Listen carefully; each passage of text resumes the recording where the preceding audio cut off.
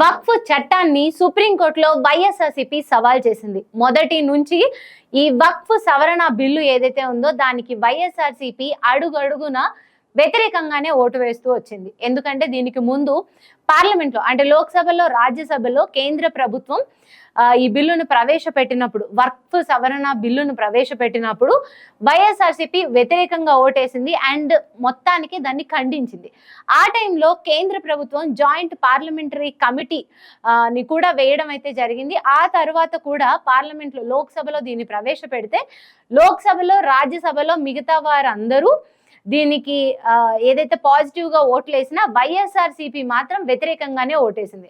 దీని మీద next day ఏదైతే కూటమి ప్రభుత్వం ఆంధ్రప్రదేశ్ లో ఉందో వాళ్ళు వైఎస్ఆర్సీపీ ఈ వక్ఫ్ సవరణ బిల్లుకు పాజిటివ్ గా ఓటేశారు, లేకపోతే వాళ్ళ ఎంపీలను అక్కడ లేకుండా పక్కకి పంపారు, అంటే వ్యతిరేకించినట్టు, దాన్ని సపోర్ట్ కూడా చేయనట్టు. కాకపోతే సపోర్ట్ చేయడానికి వీళ్ళని బయటికి పంపారు అని ఒక విషయాన్ని కూడా లేవనెత్తింది. ఈ టైంలో ఈ రోజు సుప్రీంకోర్టులో వైఎస్ఆర్సీపీ ఈ వక్ఫ్ సవరణ బిల్లు పైన, వక్ఫ్ చట్టం పైన ఒక పిటిషన్ అయితే దాఖలు చేసింది.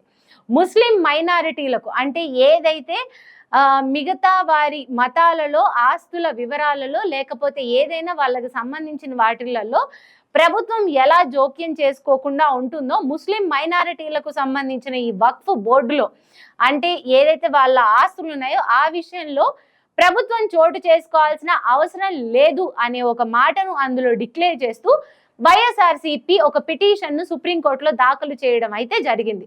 ఇన్ని రోజులు వక్ఫ్ సవరణ బిల్లు మీద వైఎస్ జగన్ ఏం మాట్లాడలేదు, ఎందుకు అని అనుకున్న టైంలో డైరెక్ట్ గా సుప్రీంకోర్టులో పిటిషన్ వేయడం అనేది చాలా ఆలోచించి వేసిన చర్యగా చెప్పుకుంటున్నారు. అయితే ముస్లిం మైనారిటీలు మొన్న ఏదైతే ఇఫ్తార్ విందు వైఎస్ జగన్మోహన్ రెడ్డి ఇచ్చారో ఆ రోజు అధిక సంఖ్యలో అక్కడ హాజరవడం అయితే జరిగింది. అప్పుడు అంతకు ముందు కూడా ఎప్పుడు వైఎస్ జగన్ ఒకటే మాట చెప్తూ ఉన్నారు, ముస్లిం మైనారిటీలకి వైఎస్ఆర్సీపీ అండగా ఉంటుంది. ఇదే మాటని తెలుగుదేశం నాయకులు నారా చంద్రబాబు నాయుడు కూడా చెప్పారు. ఇప్పుడు ఆయన రాష్ట్ర ముఖ్యమంత్రిగా ఉండి ముస్లిం మీద లేకపోతే ముస్లిం మైనారిటీల మీదకి ఎవరన్నా వచ్చారంటే వాళ్ళ అంతు చూస్తా అని చెప్పిన చంద్రబాబు నాయుడు ఇప్పుడు వెళ్ళి వాళ్ళకే వ్యతిరేకంగా ఉన్న వక్ఫ్ సవరణ బిల్లుని ఏదైతే లోక్సభ, రాజ్యసభలో సపోర్ట్ చేసి వచ్చారు. దాని గురించి మేము ఒక 3 సవరణలు చేసాం, దానిని కేంద్ర ప్రభుత్వం ఆమోదించింది అన్నట్టు కూడా మాట్లాడారు. ఆల్రెడీ జరగాల్సిన నష్టం అంతా జరిగిపోతున్నప్పుడు ఇంకా దానికి సవరణలు చేసి నష్టం జరిగితే ఏంటి, సవరణలు చేయకుండా నష్టం జరిగితే ఏంటి? ఆల్రెడీ జరిగేది నష్టమే కదా. దాని పక్కన చిన్న గీత పెద్ద గీత లాగా చిన్నగా జరిగిన నష్టమే, పెద్దగా జరిగిన నష్టమే, నష్టమే కదా. సో ఈ విషయంలో కూటమి ప్రభుత్వం అంటే ఏదైతే బీజేపీ, జనసేన, టీడీపీ ఒక్క మాట మీద ఉండి వాళ్ళు వక్ఫ్ సవరణ బిల్లు మీద అలానే ఉన్నారు.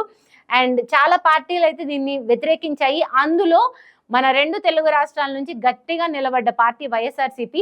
అండ్ వైఎస్ జగన్ ఏదైతే మాట మీద నిలబడతారు అనడానికి ఒక ఏదైతే ఆయనకి ఒక మంచి పేరుందో దానికి ఈరోజు ఆయన నిరూపించుకున్నట్టు అయింది. ఈ వక్ఫ్ సవరణ బిల్లు మీద సుప్రీంకోర్టులో పిటిషన్ దాఖలు వేసి అండ్ ఇంకా చాలా చోట్ల ఈ సోషల్ మీడియాలో కానీ బయట రాజకీయ వర్గాల్లో కానీ ఒకటే మాట వినబడుతోంది. ఇప్పుడు దీనికి తెలుగుదేశం ఎలాంటి సమాధానం ఇవ్వబోతోంది, లేకపోతే కూటమి ప్రభుత్వం ఇప్పుడు ఈ పిటిషన్ని దీన్ని ఎలా వాడుకోబోతుంది అంటే ఏదో ఒకటి వైఎస్ జగన్ ఏదైనా మంచి పని చేశారు అంటే దానికి డైవర్షన్ పాలిటిక్స్ ఏదో ఒకటి చేస్తూ ఉంటారు వీళ్ళు. సో అలా కూటమి ప్రభుత్వం నెక్స్ట్ ఏం చేయబోతుంది, ఇప్పుడు జగన్ చేసిన ఈ మంచి జనాల్లోకి వెళ్లకుండా ఆపడానికి వీళ్ళు ఎలాంటి ఎత్తులు వేయబోతున్నారు అనే దాని మీద సోషల్ మీడియాలో అయితే కొంచెం కాంట్రవర్సీ నడుస్తుంది. చూడాలి మరి దీని మీద వైఎస్ఆర్సీపీ ఎలా స్పందిస్తుంది అండ్ కూటమి ప్రభుత్వం వీళ్ళు వేసిన పిటిషన్ గురించి ఎలాంటి మాటలు మాట్లాడతారు అనేది కూడా వేచి చూడాలి.